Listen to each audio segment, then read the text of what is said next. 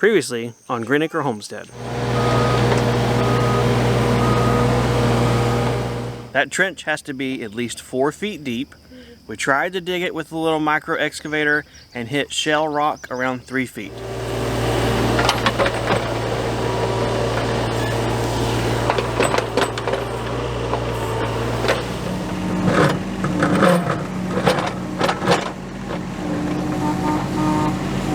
I have some bad news. We have hit rock. Pretty much a nice flat layer of rock about 2 feet under the ground.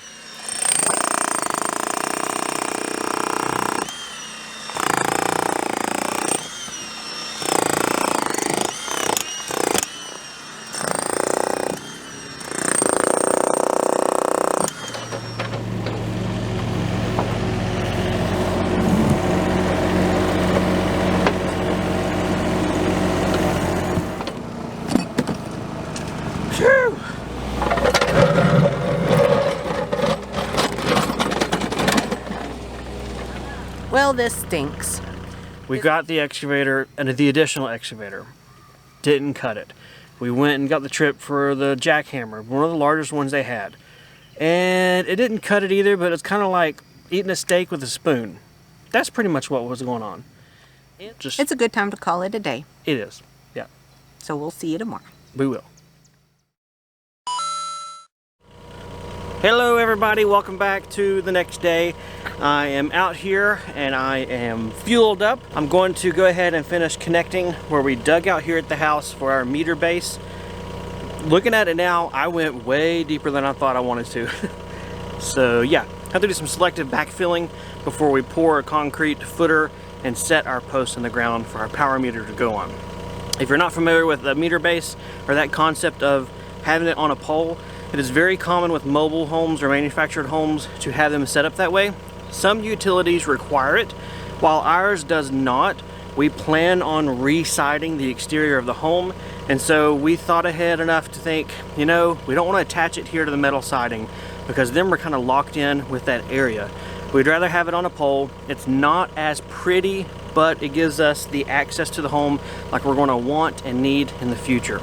At the same time, it is on the back end of the house here. You're not really going to see it from, well, anywhere but this area, and that's okay. I have the excavator backed up almost to my connection point. If you'll notice, as I have done this whole trench, I have gone forwards and backwards. I've always straddled the trench.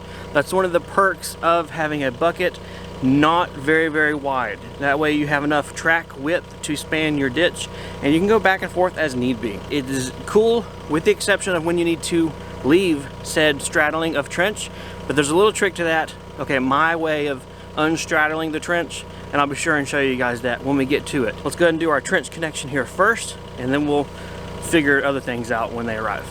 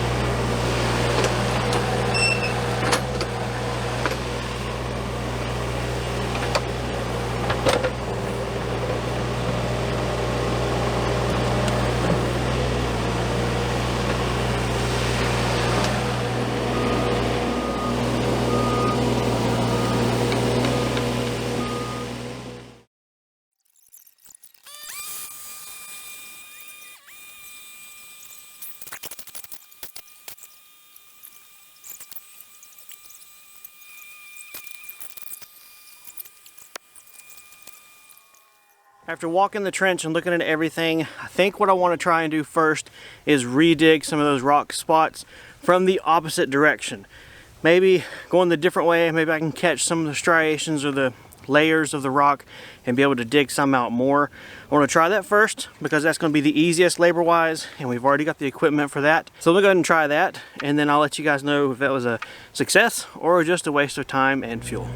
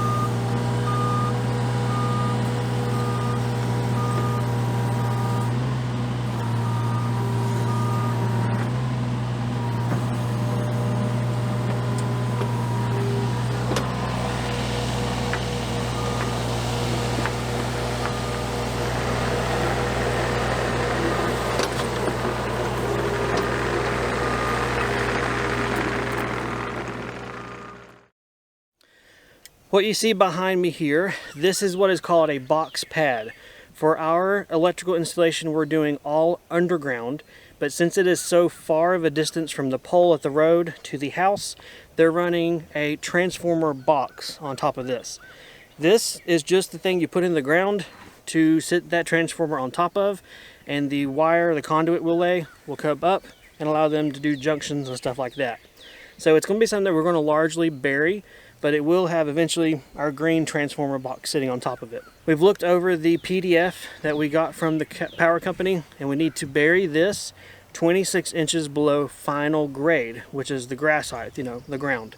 We're going to go a little bit further beyond that because we want to put this on top of a gravel base, so that helps with drainage and just that's what they want as well. So we're going to go down as deep as the American flag on my level. That's where we've measured, and so as I dig around, Angela will have that to have a stick to tell me dig further, or you went too far, that kind of thing. One other thing we're going to be doing that will be interesting is trying not to backfill our trench incredibly deep right here as we cut these new holes for this pad to go down. However, in this particular area, I dug extra deep, allowing ourselves the ability to just have some dirt fall down there and not have to redig it out. All right, that's the brief overview. Let's see if we can make it happen here in real life. Oh yeah, one other thing, the conduit pipes you see laying here, that's just rough markers for me to remember where I'm digging, because the first thing to do is to move this box out of the way.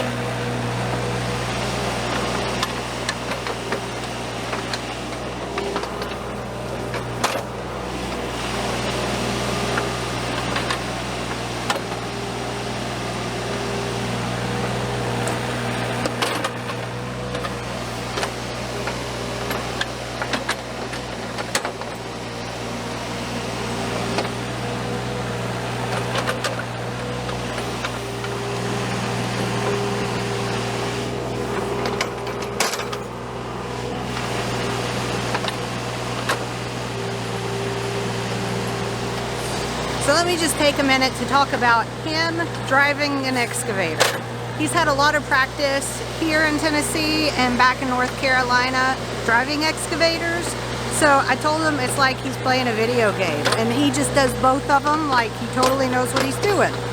Well, I've had 1 or 2 chances to get on it. It's not that big of a deal for me, but I have to tell you, I was like squealing happy when I was actually able to scoop some dirt with it. It's a lot more difficult than it looks. I guess it's one of those things, pat your head and rub your tummy.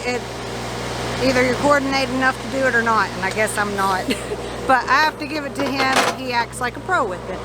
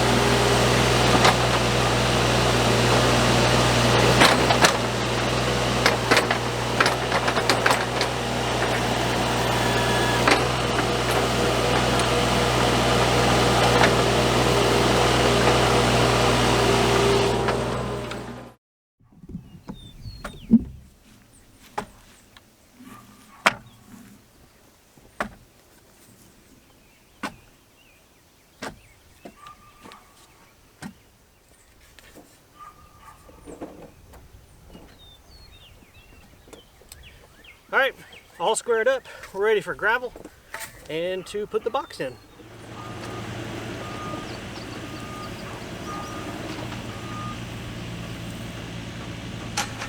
Just a little farther. Just whoa. Oh, whoa.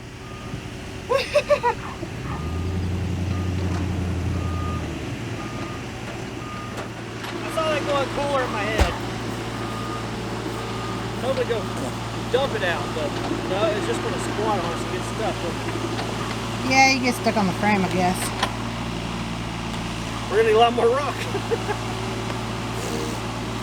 Look who's in the excavator. Oh.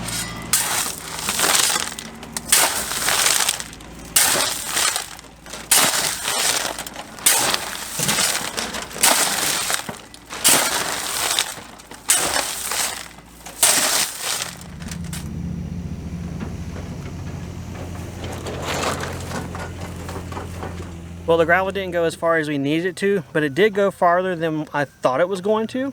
That's good. Well, we didn't actually use all the gravel for its intended purpose right here. We had to use it for the water line as well, so yeah, it went in multiple places. Yeah, it is what it is. Right now, a scoop, which I think they said is a cubic yard, was 37 bucks. Not bad. So we'll go get 1, possibly 2 more tomorrow. And then we'll finish this out for sure, and then maybe we'll have some extra to fill in our driveway where we've did our water trench. There's still a lot of dirt there. We've not had rain in a while, so right now it's no big deal, but when we get rain, I don't want it to become muddy. It becomes a little sloshy. It does, a little slippery too.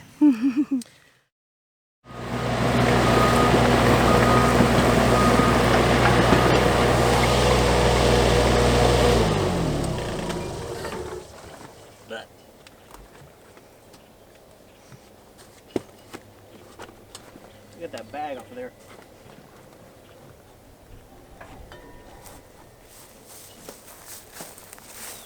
Well, well, well.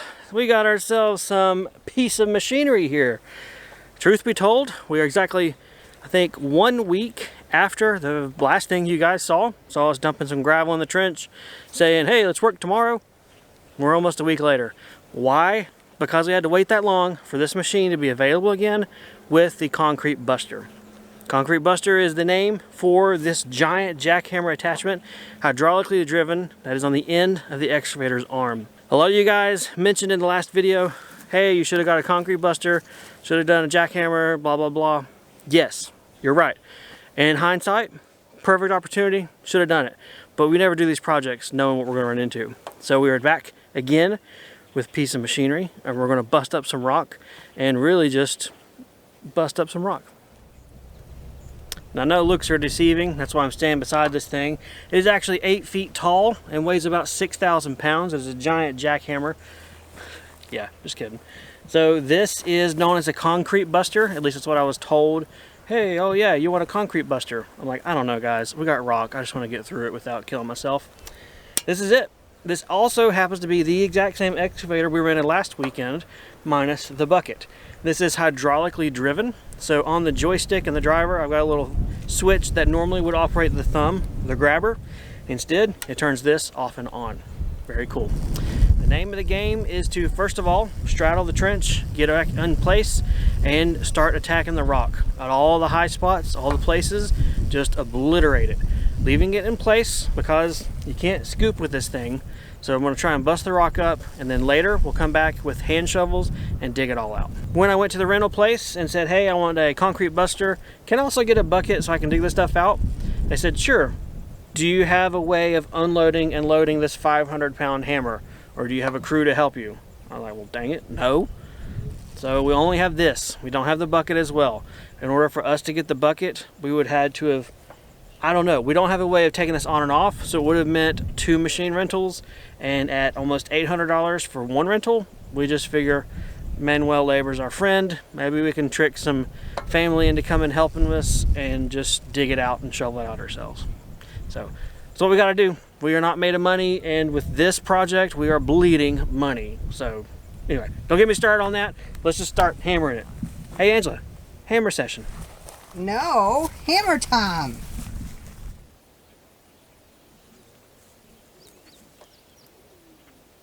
All right guys, what you just saw me walk back is the entire length that we've got to bust up. It is about 90 feet, which is insane. It is almost a third of our entire trench length, but whatever. It is what it is. I have markers here. I've got a shovel laying right here, a broken rake up there as visual markers of where I need to bust up and go at it. So let's get across the trench and we'll start that job.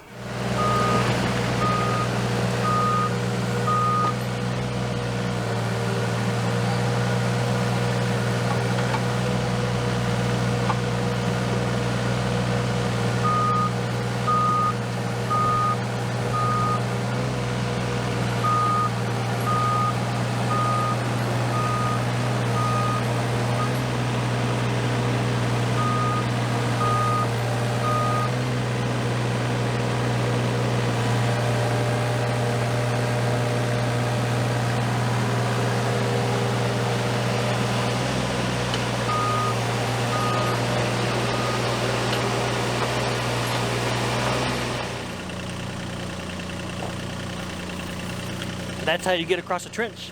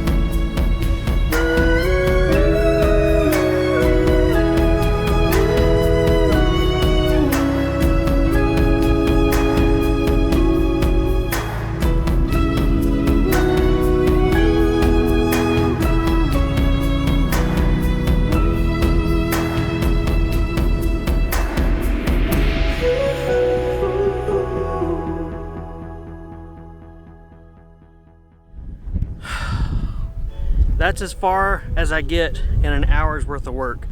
This rock, it's as hard as rock. Imagine that. It is a lot more difficult to go through than I thought, and I'm really having to spend a lot of time with the breaker breaking it up. I would have thought this rock would have been exploding really quickly to run through, but no, it is agonizingly slow. So, I don't know, that's about it. That's the update for the hour, because it has been an hour and I've made it. We'll be optimistic. We'll say I've made it 30% of the way, although I think realistically it's about 28.75%. All right, back on the excavator. Enjoy the picture show.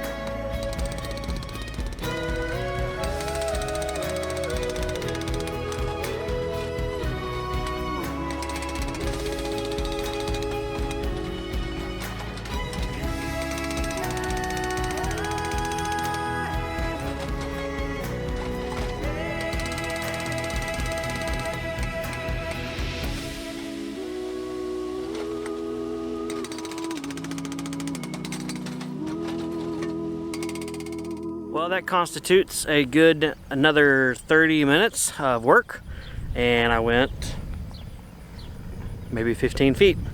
Shows you guys how much of a pain this is. Okay, yeah, it's a pain. I'll say it's a pain. It's much easier using the machine, absolutely, but I was kind of hoping that the large machine with the breaker would make this really quick and easy, and I wouldn't be spending most of the day just to bust rock. Like I'm working the chain gang. But hey, it is what it is. Time to take a break. So we'll see you guys when I get back at it and just keep plugging away. While Sam tools away, digging in the heat and the sun on that excavator, I want to take a second to address a lot of the comments that we got in our first video in the series about our power and why we are doing what we are doing, because it's not common compared to a lot of people's experiences. And I mean, for normal residential uses, it's probably not common. So we had the option to do aerial, setting several power poles at a very expensive cost per pole. $2,500 was the cost per power pole. Or we could do part aerial, part underground, or full underground. From a out-of-pocket expense with the utility company, the cheapest option was to do all underground. Believe it or not, as crazy as that sounds, it was the cheapest option. I don't know if it's still the cheapest option given the amount of rentals with the equipment that we're going through and the time we are spending on it and frustration. Don't know, but at the time where we had to make a decision on what kind of service entrance for electrical we wanted, all underground was the cheapest way. What we're going to be doing is running high voltage electricity from the power pole at the road to a transformer box in the middle of our field. This run is high voltage, therefore it is required to be either 4 feet deep, encased in 2.5-inch conduit, or if it can't be 4 feet deep, still be in that conduit and encased with concrete 4 inches above, below, left, and right of that 2.5-inch concrete. We did some calculations on the estimated amount of concrete we would need to encase it, and we're looking at about $2,000 in bagged premix concrete from the hardware store, mix it ourselves, and pour it in the trench. An excavator rental was $780 for the weekend. So we came out cheaper renting this equipment for the weekend for this job. No doubt this also leads into other options and questions going on about, what about solar? What about off-grid? What about this and that? There'll be probably a separate video put together with you guys on the reasons we chose to still connect our home to the grid, even though we currently have a solar array system powering our camper and everything we need, as well as a generator and everything of the sort. There was still a reason we decided to connect to the grid. And like I said, I'll make that a different, probably dedicated video to be able to give time and explanation and more show and tell on that subject. All right, let's get back to watching Sam tool away in that ditch. It's 9 o'clock, and as you can see from here and where we're standing, which was the finish line, I didn't get it done. My brother came by, stopped, we chatted for a while, and we kind of looked at what we got going on as far as cleaning out the ditch, and we're kind of wondering if we're gonna be able to do it or not. Like, do it by shovel and by hand, or if we need to further rent the machine for an additional day and pay to get a 12-inch bucket for it. So, I don't know. Right now, Angela is back there behind the excavator, and she is shoveling out by hand to kind of see if she thinks it's doable or not. It's bad. It's not easy fill dirt.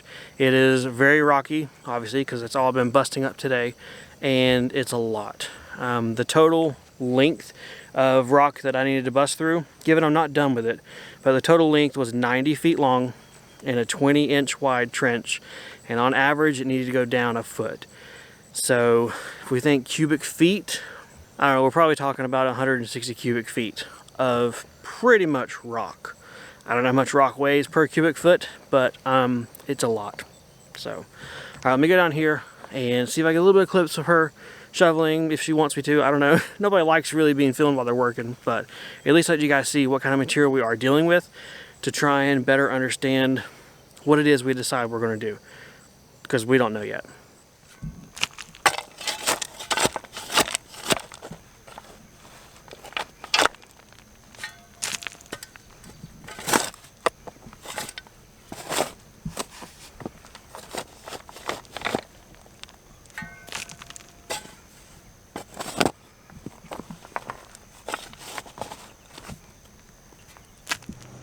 Well, as you guys saw there, not easy at all. Filmed a little bit of a clip there, but it's pretty obvious to me that Angela's feeling defeated, really defeated. I was already feeling defeated. So she went ahead and went on in the camper, called it a night. This is by far, this has been the hardest, most defeating feeling project we have ever done. The power. Running a power trench to your house. Of all the stuff that we've accomplished, of all the stuff we've done, move the house, prepare the house to move, get it set back up, develop this land from nothing, a power trench is what's really getting us. Maybe it's because we are what feels like at the end of a never-ending trap of we just can't get the house done. We are trying our hardest, we are spending money left, right to get the stuff done, and it doesn't feel like we're making headway. Maybe that's why this is kicking us so much, or maybe it's just really a really rough, bad project. The fact that we never had to buy conduit and do the stringent regulations in North Carolina that we have to do here in Tennessee doesn't help the situation. Because the whole time we're doing this, we're remembering, well, back in North Carolina when we did power, we just dug a trench 3 feet and that was it. They did everything else. Having to do all the work here, go through 4 feet, go through the rock, rent multiple equipment rentals, and pay for the conduit, pay for additional conduit, it's really grating on us. I know there is the immediate knee-jerk reaction of, well, that's why you should do solar. If you're going to spend this much money, you should have just put it into a solar system, just been off-grid and not connected to the grid. The amount of money you spent on this project, you could have got a great big solar system. And that's pretty well true. The amount of money we have invested already is about $8,000. And the project's still not done. So I can't tell you that that's how much it costs to dig a trench and lay plastic pipes. I can't tell you that because I don't know if I'm done yet. So I'll go ahead and call it quits here because I'm equally as defeated as Angela. I just know that I need to stop and talk to you guys as well to produce the video. because that does help a little bit. It is an income source for us. So I don't know why I say that other than to say I'm done. I'm equally as done as Angela. I'm just trying to give you guys some updates before I go to sleep. So we're gonna go ahead and call it an evening here. Angela's already inside and I am close behind her. We'll see you guys tomorrow. I'm gonna continue working on the concrete buster to get the last 25 maybe feet I need to do in the trench, and we'll see what we come up with, whether we need to spend even more money to get a machine or extend our machine rental and dig it out with the machine, or if we're going to try and do it manually. I don't know yet, but we'll see you guys tomorrow.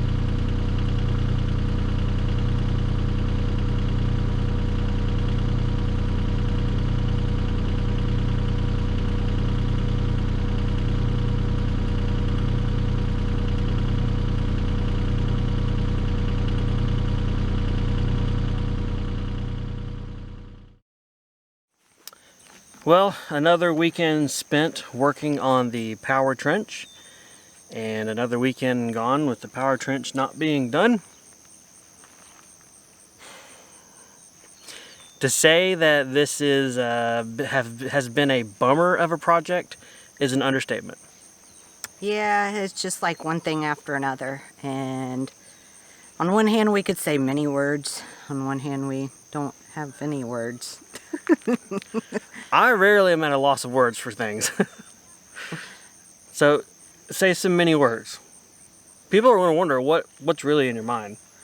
Well, just feeling complete defeat. How we've put out so much money on 3 rentals already. Yeah, given the first one, the micro, at least we were able to do the water trench. So we were able to complete a project with it. True. Okay, so 2 rentals dedicated to the power trench. And it's been complete defeat after both of them. Probably some people out there would argue it's not complete defeat, you are making progress. But, I mean, come on, we never expected it to take 2 rentals. And did not expect it to take 4 days worth of work we've spent already. And when he says days of work, he's like literally on the excavator all day. Yeah. Thank the Lord for audiobooks, huh? And earbuds. Yeah, yeah. That's about all he can do. Although I will say this, using the concrete breaker on this machine, today is day 2 of that, and all of my joints are really achy. My knees, my ankles, my arms, and I didn't know that I was being jarred around that much by it, but apparently I was. because I'm not really doing anything else to cause it. No, because you've been on an excavator all day. Yep. So you haven't been out there to see the trench. What I ended up doing, well, first of all, I got through all the rock. We are done. We're down beyond the 4-foot minimum. And I then took the breaker, the stick, and like raked with a stick and tried to make it into one pile. I don't know. Maybe I thought I was going to get ambitious and shovel it, but nah. I got in and I tried last night. Mm-hmm. You did. And I did it for a little while. But I knew, one, I'm getting too old to do that. My back and my joints, my elbow and wrists and stuff can't take a whole lot of stuff like that. Right. Well, I mean, that's also why we got the excavator. Because, I mean, I guess if you wanted to be really ambitious, you could use a shovel and shovel the whole thing. Sure. Yeah. Totally. If you want to die that way, that's one way. Would. That's one way. But we can't do that. And so that's why we are going to have to try and do a third rental. Yeah. So here's our game plan. We're going to call them tomorrow. They're supposed to pick it up tomorrow. And the way they work is you call for pickup. They want you to call before they drive out here. I want to see if I can get an extra day add-on. And then I'm going to see if they'll let me rent a 12-inch bucket and then go pick up the bucket. And hopefully it won't be too much, although, I mean, what is too much at this point? We've gone this far. We've invested this much money. We still have to do it. Yeah, it has to be done. So I guess worst case scenario, or what I hope for, is that they do have it available, that they haven't already booked this to someone else tomorrow, that I can get it in the bucket and just finish the job. And maybe tomorrow we'll lay conduit, although I'm not even going to say that I expect to. No. Not at this point. So some people, and by some people, probably a lot of people, have been asking and wondering, why in the world are we going 4 feet? Why are we being told 4 feet by our electric company? Take it away. Well, in our county, for the high voltage line coming into the transformer, it has to be 4 feet deep, or encased in 4 inches of concrete all the way around. Right. Bottom, side, top. Right. So a total of like 10 to 11 inch cube, like 4 inch above the conduit. So, yeah. The other question is, well, why are we doing a transformer? Why aren't we doing aerial? Can I answer that one? Yeah. In hindsight, we should have done aerial. We should have. But, a little bit of emotion. Whenever we were out here talking with the engineer, he said, well, given the distance that we're pulling from the road and given how the poles are at the road, they would have to put what they call a slack line to a pole and then set another pole. And each pole, the cost of our pockets, $2,500 a piece. And then he said he could only go about 100 feet from the road, which left us trenching 200 feet. Because we wanted underground at least to the house at the connection point. Which conduit per 10 foot to run that is $60 a piece. Yep. So 10 pieces, no, yeah, 10 pieces for 100 piece for. No, we were doing 200 feet of trench. Okay. Because he would only go 100 foot aerial. So 200 feet. Let's do some math. You're going to mess me up. That would be 20 pieces at $60. That's $1,200. There you go. I can do my math. Yeah. So in the field, we're thinking, okay, $1,200 and then $5,000 for 2 poles. Or he said you could just do all underground and your transformer would be $2,400. So we're like, okay, so regardless, we're spending $1,200 on conduit. To add another 100 is another $600. Well, 600 is cheaper than 5,000, or 2,500 at that point. So. But since then, yes, we've run into these problems. Then they said the company decided to add another addendum and saying that we had to add another 1-inch conduit for future expansion. Yeah, I'll talk about more on that on the conduit video. But yeah, at the last second, when we'd already bought the 2.5 inch conduit. I said, oh yeah, by the way, don't forget, there's another requirement that's going to be more conduit. So are we up to $8,000 yet? 8,000 is what I have in my head. Just to have the privilege to then pay the power company for every bit of juice. which is big sticker shock to us. Where we used to live in North Carolina, we put this mobile home on that property as well. And that power company said, dig us a 3-foot trench, we lay everything, conduit and all. That power company then came back and added fiber optic free of charge. So coming out here, where they make you do it on your own dime, was very much a shock to us. Very much. Although seeing how much rock we hit and how much of a pain it was, I guarantee you that's why they make people do it. Because we've heard that there is a lot of that around here. There is. Rock. And some people have also asked, well, why don't you just do solar? Yeah, I think I want to make a separate video about that, for sure. But in a short answer, solar, we feel like solar is not reliable enough for the demands we need from a home. For a dryer that we really prefer to have for our clothes, an oven, stove, combo, whatever. We could have gas, but I don't really want to cook on gas. I prefer the and that's propane. Stove. That's propane. Natural gas is not out here. And then you what's add the other one? Oh, water heater. And our mini splits. And then you add in things like your soap shed. It has a 240 volt water heater, electric. You need that for your business. And then my workshop. There are a lot of electrical needs out there. When the day comes, I'm back out there again. So we're probably pretty heavy users of electricity. Just because we live here, we work here, we run 2 businesses, plus homeschool. We are always here. Like always here. We would have to have a lot of solar panels. Now, I will preface this to say that I am going to add solar. We will add solar, but it's going to be a supplemental. Maybe eventually we'll be able to run off of it. But there's like no option for us not to connect to the grid. There just never was a real consideration. It's one of those things. Just one of those things. I don't know what to say.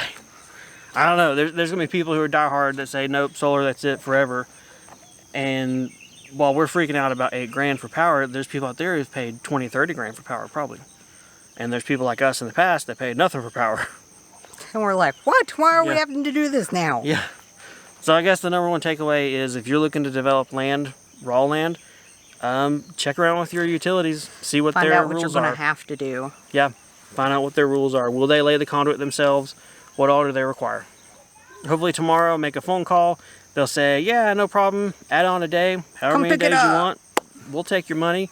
And yes, come pick up the 12-inch bucket. And then, fingers crossed, we'll dig out the trench. Easy peasy, 1, 2, 3 easy. Glue the conduit, flop it down in there. And finally be done with this part.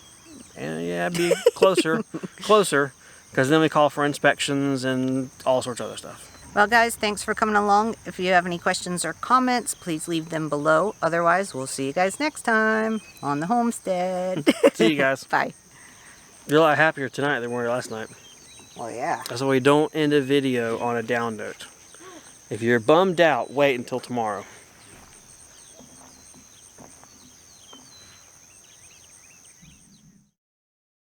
I've got a couple of audio clips I need to shoot. I took notes on this one.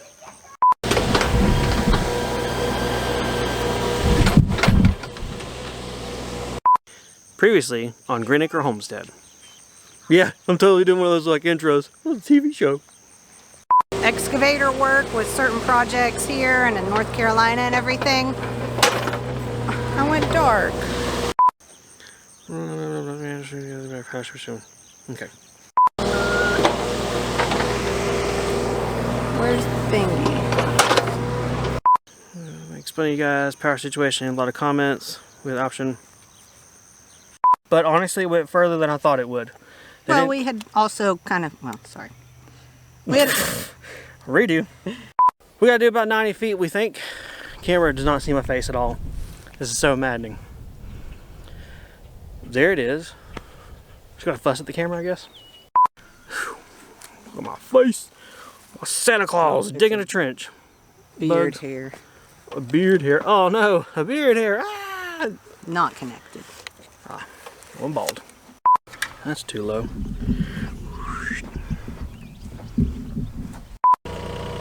Alright, wake up.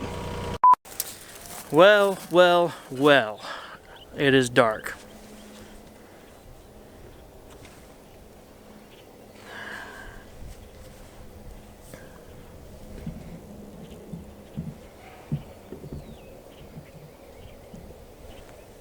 For real.